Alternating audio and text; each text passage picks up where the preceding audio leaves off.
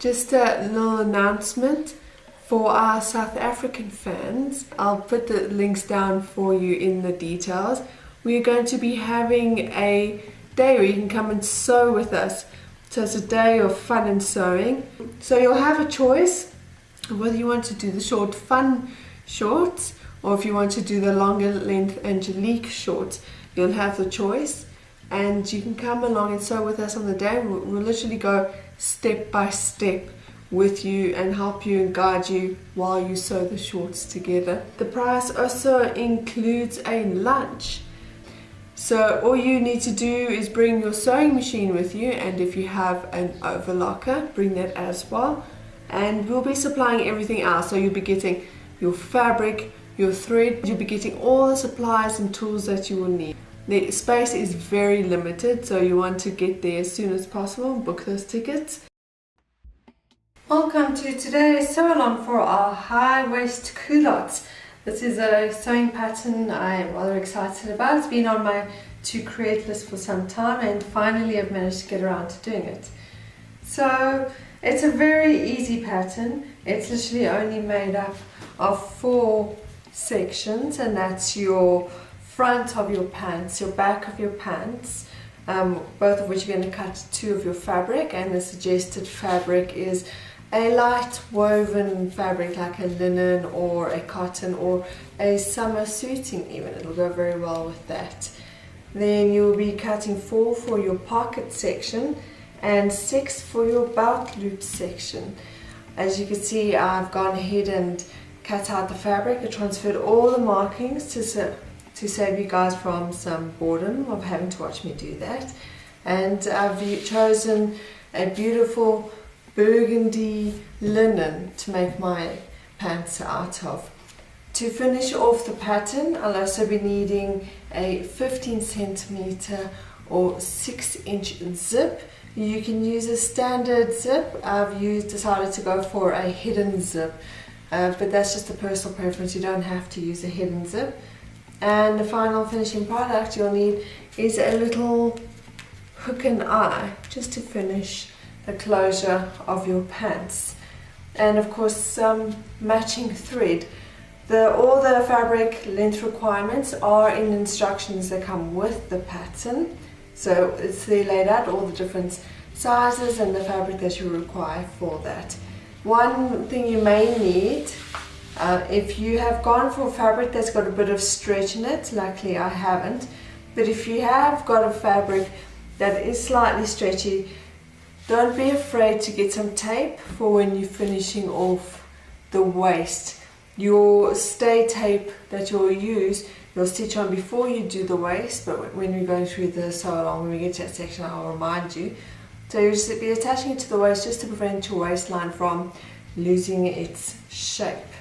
If you are watching this video through Patreon and you're a subscriber, the sewing pattern is free. It's attached to the video, so just click on it, download it and print it, and it's ready to go. Otherwise, it is available on our website, so you can go there and you can purchase it either in the digital PDF format, which you can download immediately and put together. We do have a video available on patreon.com/BulaHeart, and there's a video there that shows you how to put your downloaded patterns together.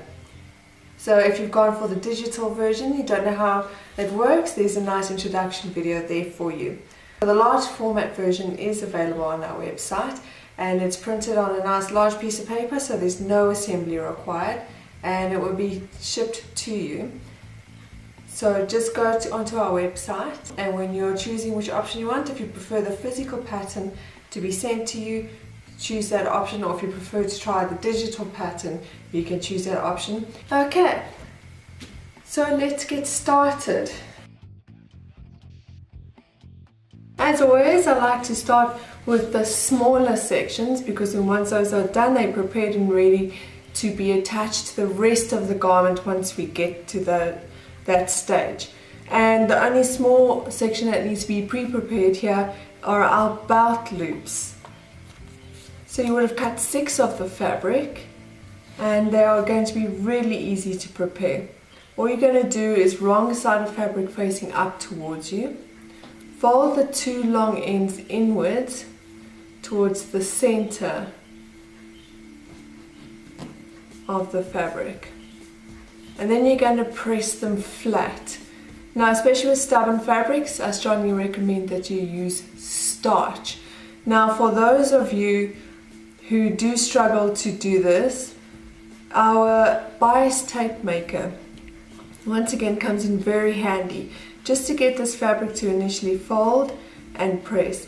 That little bias tape maker tool that we have, it's an amazing little tool. You can use it for so many little things. So even though you're not creating bias tape and you're creating belt loops, it's the same process. So you can actually use the little tool.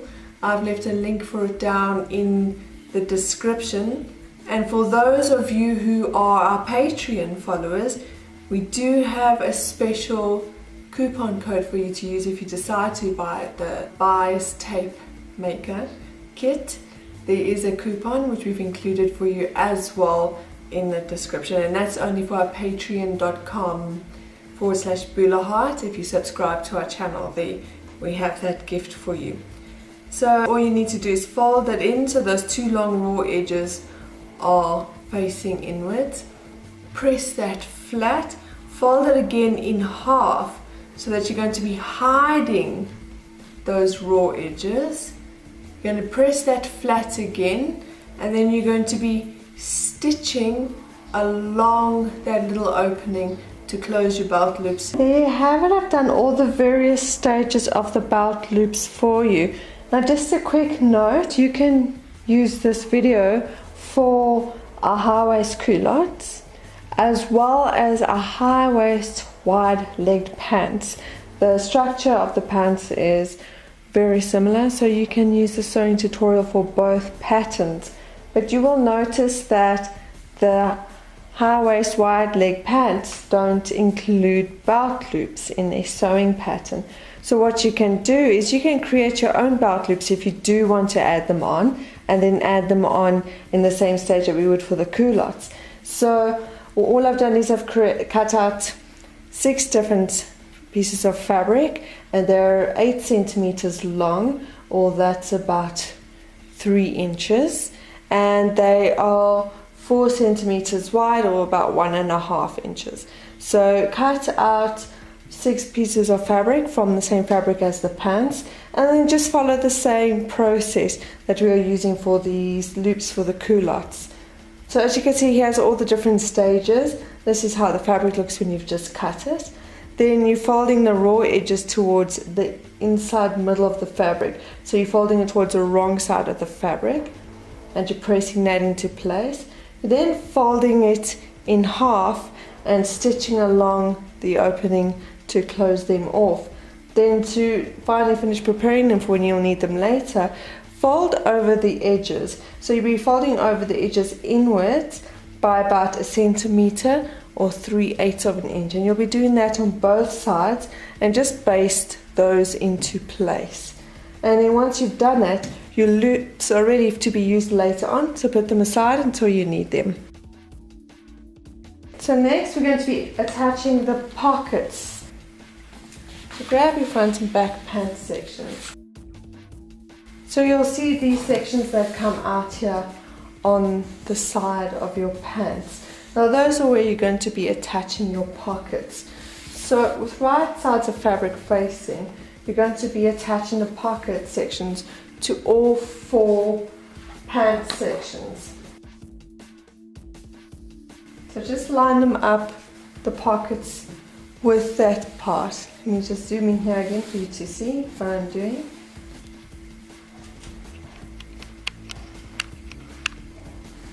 Okay, so you're taking your pocket section and right sides of fabric facing, you're attaching that pocket, matching it up to that part of the pants. Pin it together, you'll see the section is 1.5 centimeters or 5/8 of an inch, so it is a standard seam allowance wide. So you're going to be stitching from where it starts to come out at the top of the pants, stitching down the standard seam allowance to the part where it comes back into the side seam of the pants. So you're going to be stitching just that section together. Then you're going to be pressing it and serging or overlocking it to finish it off. Do that for all 4 parts of the front and back pant and pocket sections.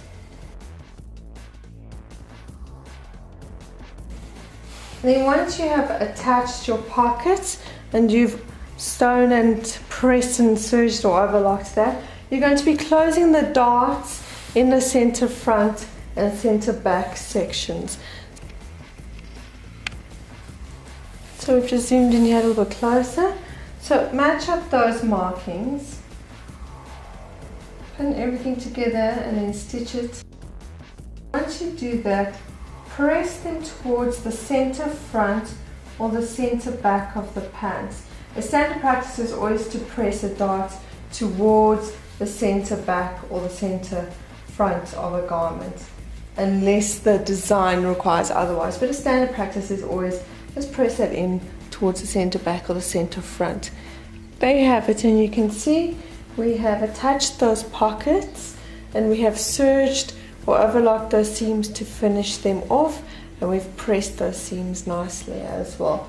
Then we have sewn closed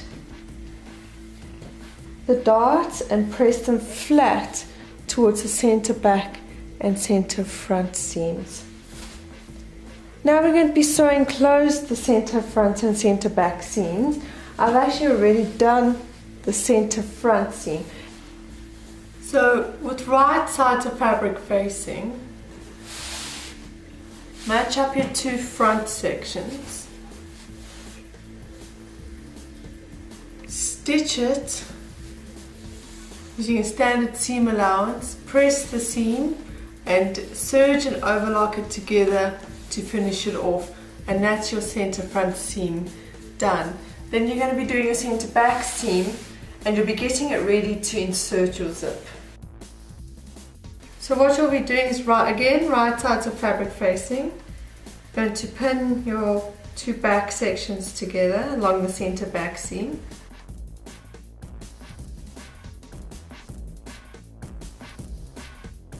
Now when you're stitching it, you're going to, from the waist down to the marking for your zip. So from the waist to the zip marking, you're going to just loose baste the seam closed using a standard seam allowance. So it's just going to be a loose baste stitch. Then from that zip all the way to the bottom of your crotch, you're going to be doing a standard stitch. So you're just going to stitch it normally from the zip marking all the way to the end of the seam. And then once you've done that, you're going to press the seam open. So unlike the center front seam where you pressed and serged it closed together, you're going to be pressing the center back seam open, and you're going to be serging or overlocking each side of the seam individually. So I've stitched my center back seam closed, but before I baste it, I just want to cover 2 things I've done. First of all, so I've used starch to hold that seam open. It's for 2 main reasons. First of all, to make sure the seam stays open while I continue working with it. And second of all, a bit of starch will prevent the seam from stretching and creating bumps when you create the zip. So what I mean is, sometimes you insert a zip and then you see the pants are sort of doing a little wavy thing at the back seam. So what that starch does is it helps prevent that from happening to a certain degree. So starch this seam, especially where you're going to be inserting the zip.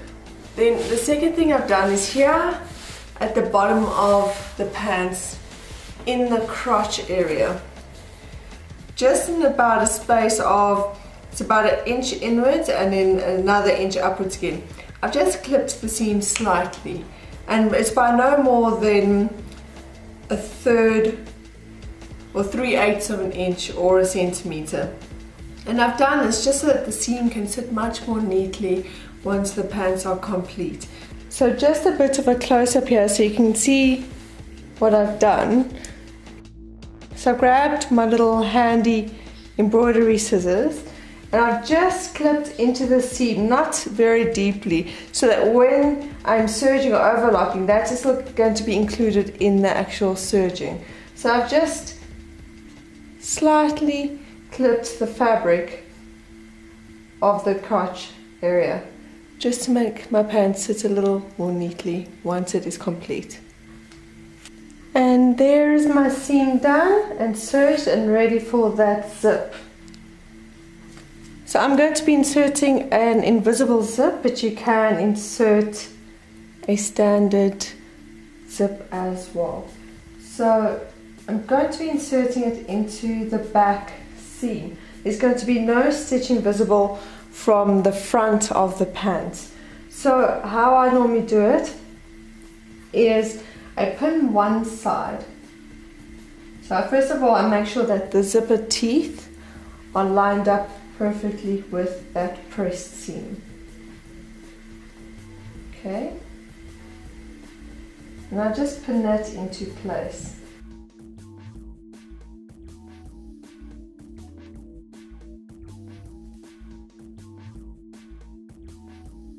Okay, so I've pinned the zip onto one side of the seam. There we go.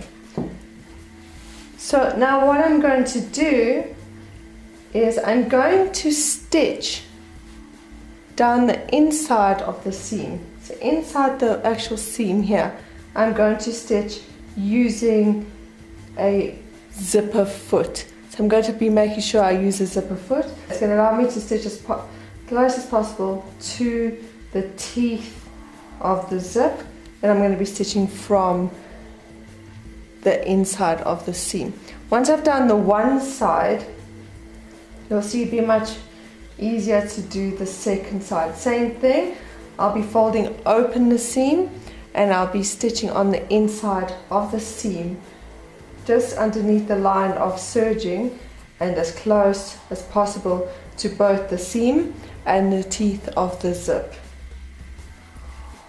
So sometimes we find that no matter how hard we try to make sure that our zip is perfectly sewn in and perfectly lined up, as soon as it's done, we find that one side of the garment sits lower and one side sits higher. No matter how much planning and pinning we've done, the garment is not sitting lined up. Now, one of the biggest causes of that is that direction in which you are sewing your zip. You might be tempted to sew down one side of the zip and then up the other side because it's easier than changing the setting on your zipper foot. But now this is what's causing your fabric to become unaligned here at the top, because as you're sewing, the fabric will always naturally stretch. So if you're sewing downwards on one side, the fabric is naturally stretching downwards. And if you're sewing upwards on the other side, the fabric is naturally stretching upwards, which is giving you that unaligned seam at the end. So always stitch in the same direction. Either always stitch upwards from the bottom of the zip to the top of the pants, or stitch downwards from the top of the pants to the bottom of the zip. Always stitch in the same direction and not in two separate directions. Okay, so that's the first row of stitching done, and I've stitched the zip into place along the inside of the seam. Now, I know I heard you sigh when I said that was the first row of stitching on the zip. I always do double rows on my zips. The first row secures the zip into place so that I can work with it and not have any problems. and then the second row is literally just to finish it off and to sew it neatly into that seam. And I do both my invisible zips and my standard zips in the same or in a similar way. So now I'm going to grab my handy seam ripper and I'm going to remove the basting stitch we did earlier.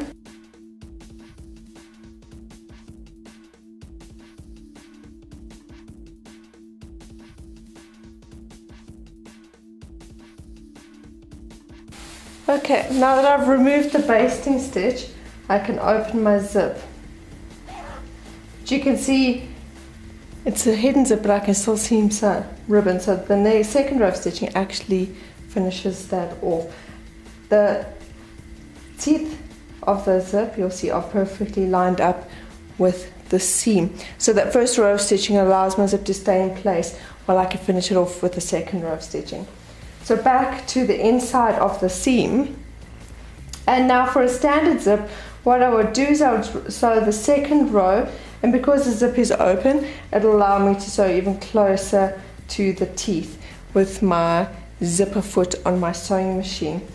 But because this is a hidden zip, you'll see the zip actually unrolls a little bit, and you can sew inside just behind the teeth of that zip. So when you do that, that's what causes it at the end of the day to be a hidden zip that you don't see. So I'm going to put this now on my sewing machine, and I'm going to sew that second seam inside that rolled line of the zip. And then that'll complete my zip, and we're ready to move on to the next stage. There you go, and I have completed inserting my hidden zip, and because I've always made sure I've stitched in the same direction every single time, which was from the waist downwards, you will see my top seam here is nice and neatly lined up. Okay, so the next step, we're going to be attaching the front and the back of the pants together. So right sides of fabric facing, we're going to start with the side seams. So I've got the back of my pants facing upwards, so I'll be putting front facing downward. Make sure the right sides of the fabric are on top of each other. So I'm going to line up everything, the seams on the pockets.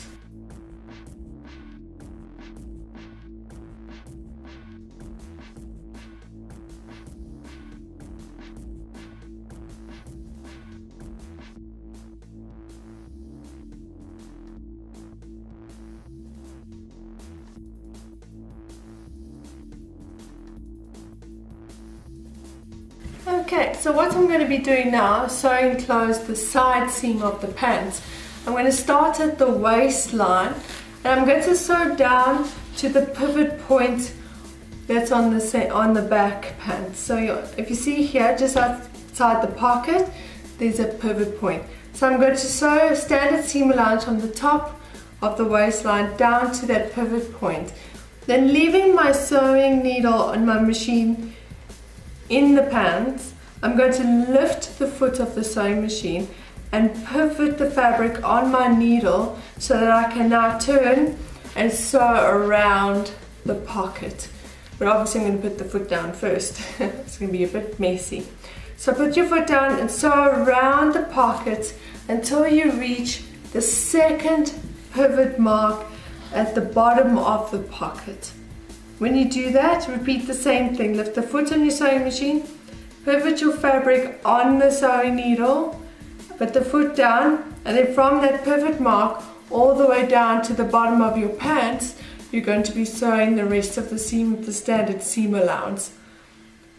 Then once you've done that, in this corner space between the end of the pocket and that pivot mark, just with your small embroidery scissors, clip the fabric inward slightly, and then do the same at the top.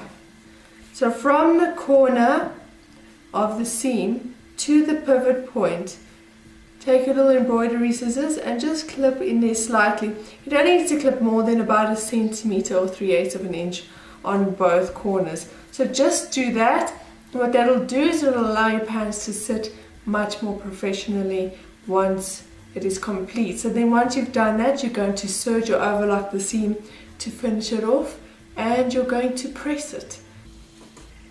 Okay, so you can see here I've sewn the side seam closed, and then here at the pocket I've taken my handy little embroidery scissors and I've just clipped inwards by 1 centimeter or 3/8 of an inch towards that corner at the bottom and at the top, and this is just going to make my pants sit much better. And once I serge straight over that, as I've done on this side. Okay, great. So then once I've done that, I'm now going to sew close the crotch seam of the pants. So still right sides of fabric facing. I'm going to line everything and pin it up together and sew it with a standard seam allowance. Then I'll serge or overlock it and then press it to finish off.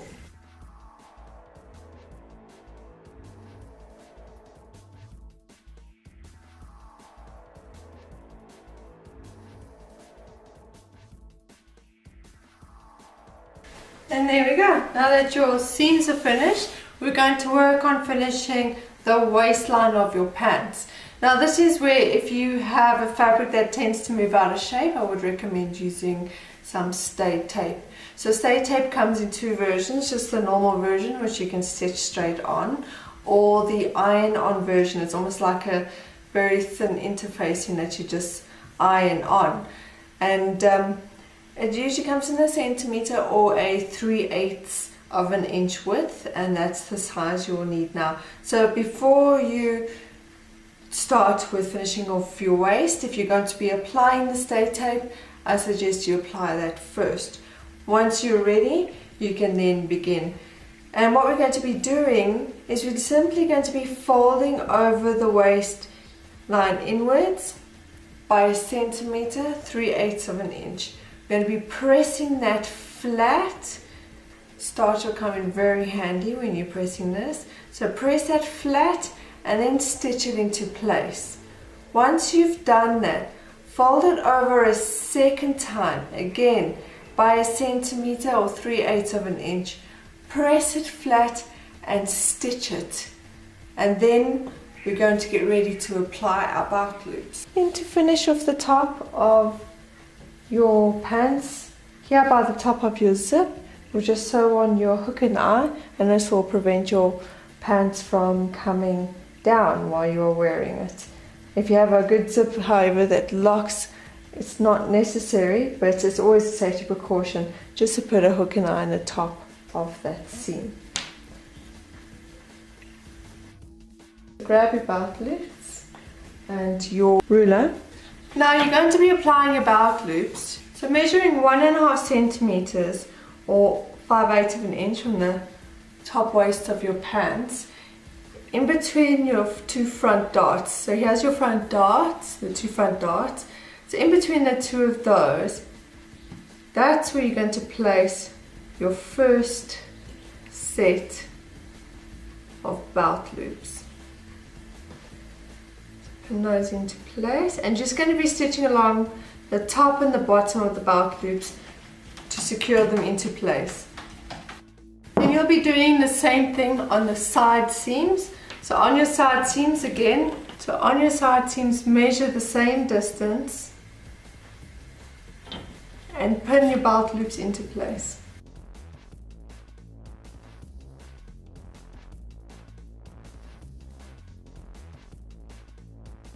And final set of belt loops.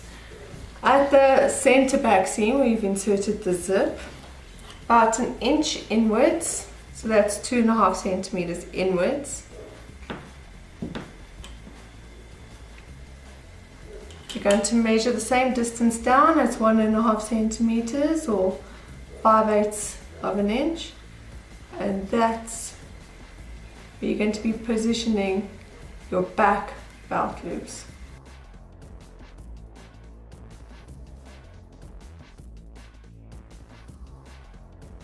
You're going to be attaching them by just stitching along the top and the bottom of those loops.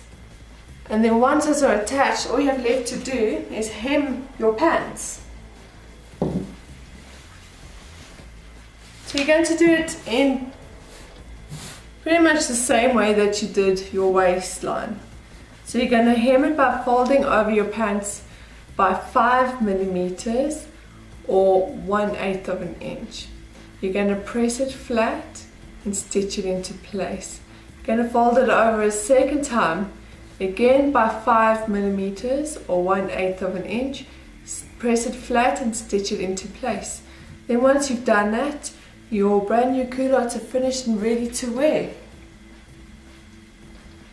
Remember, you can share your creations with us on Instagram at Bula Heart. You can subscribe to our Patreon site, that's patreon.com/Bula Heart, and you will get the free patterns with all of the sew alongs.